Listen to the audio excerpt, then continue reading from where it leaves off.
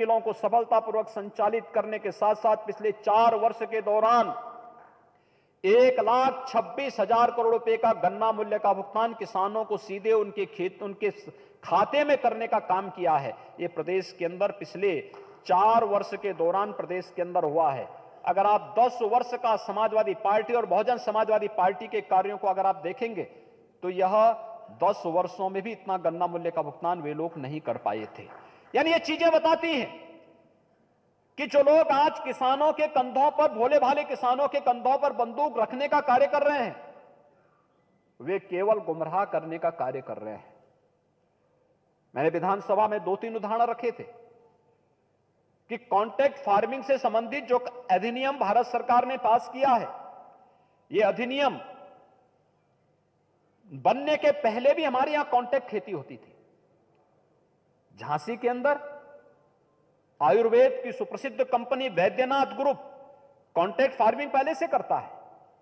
वो किसानों से हर्बल की खेती कराता है, हर्बल प्रोडक्ट उनसे सीधे खरीदता है और बदले में उनको अच्छा मुनाफा देता है। और भी अन्य तमाम उदाहरण हैं जिसके माध्यम से ये कार्यक्रम आगे बढ़ते रहे हैं। कहीं कोई समस्या कहीं नहीं थी, लेकिन कैसे गुमराह करने का कार्य हुआ। कहा गया कि किसान की खेती को बंधक बना दिया जाएगा। कितना झूठ था, कितना सत्य था। और फिर प्रधानमंत्री जी ने कहा कि यह विकल्प है, बाध्यता नहीं, अधिनियम बन गया है, किसान अगर चाहे तो इसको लागू कर सकता है, नहीं चाहे तो नहीं करे, यह किसान पर निर्भर करता है। लेकिन गुमराह करने का कार्य किया गया। दूसरा कहा गया कि एमएसपी, भारतीय जनता पार्टी के एक एक कार्यकर्ता को बोलना चाहिए, यह सच है एमएसपी की घोषणा 66-67 में हुई, लेकिन लागत का 1.5 गुना दाम एमएसपी के रूप में देने का काम मोदी जी ने 2018 में प्रारंभ किया। 2018 में मोदी जी ने किया है, जब उन्होंने लागत का 1.5 गुना दाम 45 जींस का किया। और एमएसपी के माध्यम से आप आज देख सकते हैं 2014 की तुलना में 2019 में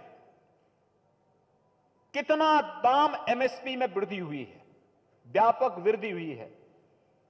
एमएसपी देने के साथ ही यह भी घोषणा करके एमएसपी जारी रहेगी, ये प्रधानमंत्री जी बार बार घोषणा कर रहे हैं।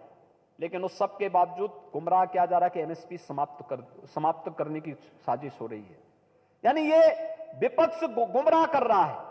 और तीसरा, मंडी से संबंधित जो कानून है, मंडी अधिनियम में व्यापक सुधार हुए हैं। अब किसान की सुविधा के लिए अगर लखनऊ का किसान यह समझता है कि उसको अच्छा दाम बाराबंकी में मिलेगा, और अगर वह लखनऊ में न चाह करके बाराबंकी में अपने उत्पाद को बेचना चाहता है, तो बिना किसी टैक्स के मंडी समिति के लोग उसको रोक नहीं सकते हैं। मंडी समिति का कानून केवल अब मंडी परिसर में लागू होगा, उसके कमांड एरिया में नहीं, उसका कोई कमांड एरिया नहीं होगा। अब किसान का कमांड एरिया होगा। अगर लखनऊ का किसान चाहे तो देश के अंदर कहीं भी जाकर के अपनी उपज बेच सकता है, उसको कोई रोक नहीं सकता है। और जहां उसको मुनाफा मिलेगा वहां पर वो अपनी उपज को बेच सकता है। जब यह अधिकार किसानों को प्रधानमंत्री मोदी जी ने दिया है, तो उनको गुमराह करने का कार्य हो रहा है कि तो मंडियां समाप्त की जा रही हैं, एक स्वस्थ प्रतिस्पर्धा खड़ी हो रही है। आप मुझे एक बात बताइए, 2018-19 में मकई का समर्थन मूल्य हम लोगों ने घोषित किया, 1800 रुपए समर्थन मूल्य घोषित किया। उस समय से, उससे पहले किसान को 1100 रुपए मिलता था मकई का दाम। 1800 रुपए घोषित किया। जो पार्टियां 1100 रुपए में खरीदती थी, इनके सामने यह रहा कि अगर सरकारी क्रय केंद्र स्थापित होंगे तो फिर उनको मकई मिलेगी ही नहीं। उन्होंने प्राइवेट में भी अपने केंद्र स्थापित किए और उन्होंने किसानों से ज्यादा दाम पर, उन्होंने सरकारी क्रय केंद्र से ज्यादा दाम पर, सरकार का रेट था 1800 और मार्केट में किसान को मिलना प्रारंभ हुआ 2200 रुपया। मकई का दाम 2200 रुपए किसानों को जब मिलना प्रारंभ हुआ, आप मुझे बताइए 400 रुपए का जो मुनाफा ये किसान के खाते में गया ना, ये किसान, इस प्रतिस्पर्धा से लाभ किसान को प्राप्त हो, एक स्वस्थ प्रतिस्पर्धा खड़ी हो, इसके लिए सरकारी मंडी भी है। जून 2020 में यह अधिनियम लागू हुआ। और हमारे प्रदेश में 100 मंडियां चल रही हैं, एक भी मंडी बंद नहीं हुई। देश के अंदर भी एक भी मंडी समाप्त नहीं हुई। प्रधानमंत्री जी ने ई नाम के साथ 1000 नई मंडियों को जोड़ने की भी घोषणा कर दी है। तो जब ई नाम के साथ जोड़ने के लिए गवर्नमेंट ई मार्केट के साथ इन सबको जोड़ने की कार्रवाई प्रारंभ कर दी है, तो फिर नेशनल ई मार्केट के नाम पर जब ये सभी मंडियां एक साथ जुड़ रही हैं, तो मंडियों को समाप्त करने की झूठ और गुमराहपूर्ण कार्रवाई क्या एक किसान के साथ धोखा नहीं है? विपक्ष सीधे सीधे धोखा कर रहा है और इसलिए भारतीय जनता पार्टी के प्रत्येक कार्यकर्ता को प्रत्येक किसान बंधु के साथ मिलकर के एक संवाद बनाने की आवश्यकता है। उनको बताए जाने की आवश्यकता है कि आखिर 1947 में देश आजाद हुआ था, 1950 में देश ने संविधान लागू किया, 1952 में पहला आम चुनाव हुआ था और लगातार इस देश के अंदर लंबे समय तक कांग्रेस की सरकार थी।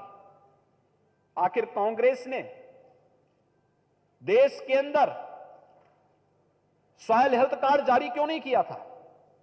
प्रधानमंत्री फसल बीमा योजना लागू क्यों नहीं की थी? प्रधानमंत्री कृषि सिंचाई योजना लागू क्यों नहीं की थी? प्रधानमंत्री किसान सम्मान निधि लागू क्यों नहीं की थी? आज तो अकेले उत्तर प्रदेश में 2,42,00,000 किसान को 6,000 रुपए सालाना प्रधानमंत्री किसान सम्मान निधि का लाभ प्राप्त हो रहा है। यह लाभ पहले भी दिया जा सकता था, लेकिन जब किसान किसी के राजनीतिक एजेंडे में होता तो ना, एजेंडा तो यहां पे तुष्टीकरण का हुआ करता था, जाति का होता था, मत और मजहब का होता था।